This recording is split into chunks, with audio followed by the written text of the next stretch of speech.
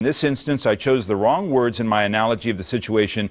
I did not mean a personal attack on Ms. Fluke. My choice of words was not the best, and in an attempt to be humorous, I created a national stir. I sincerely apologize to Ms. Fluke for the insulting word choices.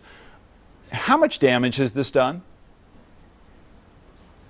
You know, David, I am astonished at the desperation of the elite media to avoid rising gas prices, to avoid the president's apology to religious fanatics in Afghanistan, to avoid a $1 trillion deficit, to avoid the longest period of unemployment since the Great Depression, and to suddenly decide that Rush Limbaugh is the great national crisis of this week.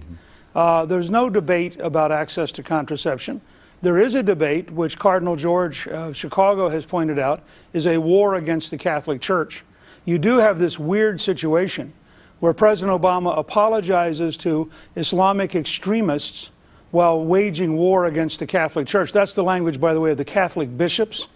You have an issue here of whether the government can coerce the Catholic Church, not just into contraception, but into sterilization and abortion, something I don't find any reporter wants to talk about. You have a president who voted for infanticide as a state senator, who represents the most extreme pro-abortion position in America. So if you want to have a dialogue about this, David, let's set the record straight. Barack Obama, as a state senator, voted to allow doctors to kill babies if they survived the abortion. Barack Obama, as president, in the most radical anti-religious move made by any president, is trying to coerce the Catholic Church at a time when he's been told by the bishops that they would have to give up every single hospital. Wait a second, let me finish. They would have, this is what they say. Right. They would have to give up every single hospital. They would have to give up every single university and college associated with the church, because he is asking them to violate their religious beliefs. Now, if you want to debate over whether or not the President of the United States should be able to impose his views on a religious institution, and whether America is now a secular country, let's have that debate. Can I just get to my question? Do you think it was harmful that Limbaugh, certainly an influential voice in the conservative grassroots, and you well know that, was it appropriate for him to apologize? Do you think he's done damage to the debate that you're now getting into? Okay.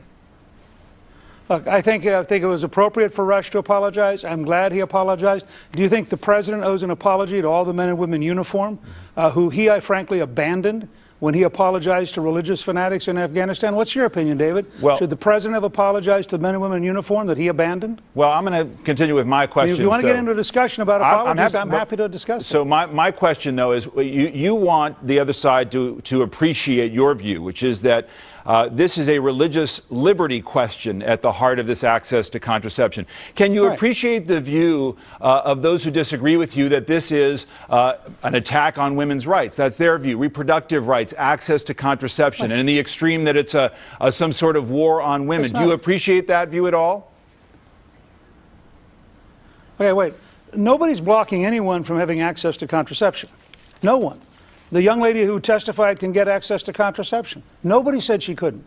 The question is, should a Catholic institution, or for that matter, the Ohio Christian University, which is a Protestant institution, which is a very pro-life institution, which is now being told it will have to pay for abortion pills. Now, should a Protestant fundamentalist institution be dictated to by Washington politicians over whether or not it can have its own religious beliefs? Or have we become a country where it's okay to go to church on Sunday morning for 1 hour, but let's not actually express those beliefs the rest of the week?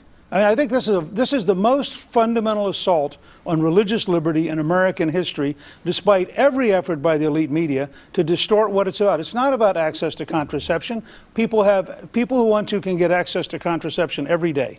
That young lady can get access to contraception. It is a question about whether or not a religiously affiliated institution should be coerced by the federal government. So it seems to me this, in your view, is actually a pretty fundamental issue. You just don't like the framing of it, but the fact that it gets raised is something that you think it will certainly get you animated. You think it's certainly going to energize a lot of voters on both sides of the aisle. Right, and I don't like the framing because I think the framing was false. That young lady has access to contraception every day. I mean, there's no place in America where it's illegal to go get contraception.